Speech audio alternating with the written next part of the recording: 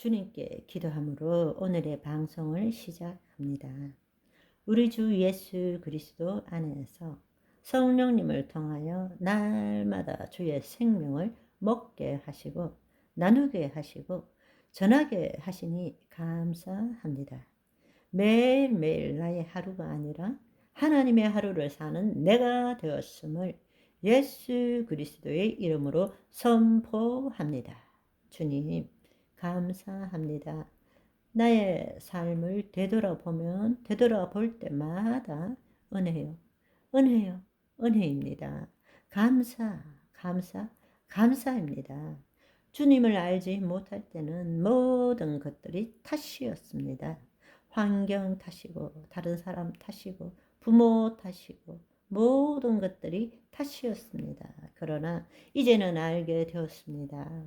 모든 문제는 외부와의 관계가 아니라 주님과 나와의 관계였음을 알게 되었습니다. 그리스도 안에서 오직 성령 안에 있는 의와 희락과 평강을 누리는 것이 나의 존재임을 이제야 깨닫고 체험합니다. 주님, 비록 이 땅에 살고 있지만 예수 그리스도의 신부로서 어린 양의 혼인 잔치를 바라보며 지상에서의 천국의 삶을 살겠습니다. 날마다 다짐하는 저와 여러분이 되시기를 소망합니다. 오늘도 성령 안에서 주님께서 친히 우리에게 하시는 말씀을 듣고 그 말씀이 영이고 생명이 되어서 우리의 심중에 기록되므로 우리의 존재가 변화될 뿐만 아니라 우리의 마음의 태도가 변화되고 우리의 삶이 변화되는 놀라운 기적을 경험하는 매일매일이 되시기를 간절히 소망합니다. 오늘부터는 성령 강림과 오순절의 놀라운 비밀에 대해서 함께 알아보기를 원합니다. 우리는 부활절을 기준으로 해서 40일 전이 사순절이고 또 부활절을 기준으로 해서 50일이 되는 날이 오순절입니다. 기독교 내에서 절기를 지내는 것을 볼 때에는 사순절부터는 우리가 여러 가지 다양한 행사도 하고 기도 모임도 하고 묵상 시간도 갖지만 사실은 부활절이 지나고 나면 그야말로 풍선에 바람 빠진 것처럼 힘에 부쳐서 우리는 그냥 대충 지나다가 어쩌면 지난 주일은 오순절입니다 정도로 오순절을 보내지 않나 생각합니다. 그러나 정말 중요한 것은 예수님께서 우리를 위해서 행하신 최후의 만찬과 십자가의 사건, 그분의 죽으심과 부활하심과 하늘로 승천하심으로 인해서 우리에게 약속하신 그 성령님을 보내주시는 이 성령 강림 주일 오순절, 이 오순절을 통해서 예수님의 모든 행하신 사역이 성취된다라는 것입니다. 우리가 이 오순절 날을 온전하게 이해할 때라야만이 예수님께서 하신 모든 일들을 알 수 있게 되는 것입니다.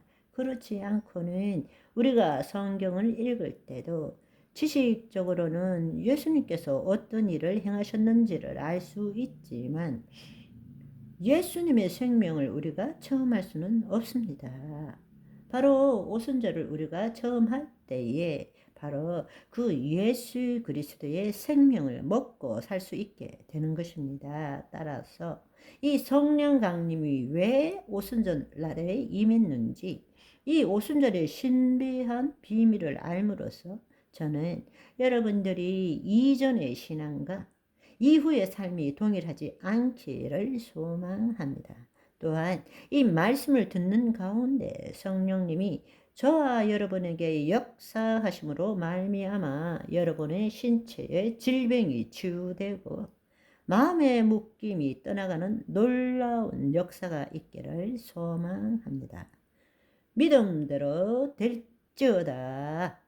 우리가 인본주의적 관점에서는 성육신하신 예수 그리스도를 바라보면 모든 것이 그분이 지신 십자가에 초점을 둔 것처럼 보이지만 하나님 나라의 관점에서 인자로 오신 예수님과 그 다음에 성자 하나님으로서 행하신 모든 사역을 바라보면 모든 것들은 십자가에 맞추기보다는 오순절날 성령 강림에 초점이 맞추어져 있다라는 것을 알아야 합니다. 다른 말로 새 언약의 성취는 성령 강림에 맞춰져 있고 그때부터 우리에게 하나님 나라가 실질적으로 임하게 되는 것입니다. 여러분 다시 한번 생각해 보십시오.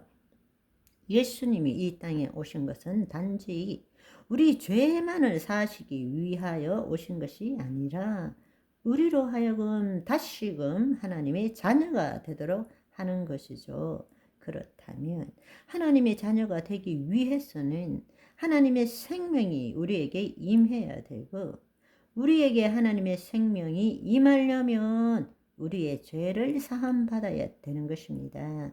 그래서 예수님이 지신 십자가는 우리에게는 대속이 되는 것이고 예수님이 보내주신 성령님은 우리에게 새 생명이 되는 것입니다. 따라서 우리에게 대속과 새 생명이 함께 하지 않는다면 무슨 의미가 있겠습니까?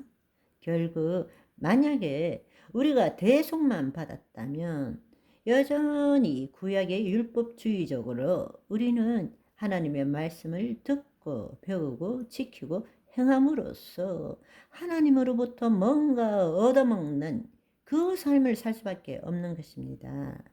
또한 우리가 대속 없이 우리에게 새 생명만 있다면 영지주의자가 될 것이고 뉴에이지처럼 제3도 없으면서 모든 일들을 바라면서 영적인 일을 추구하는 그런 삶을 살 수밖에 없을 것입니다. 그것은 아무리 능력이 나타난다 할지라도 나중에 그리스도 심판대 앞에서 엄부로 갈 수밖에 없는 삶을 살게 되는 것입니다.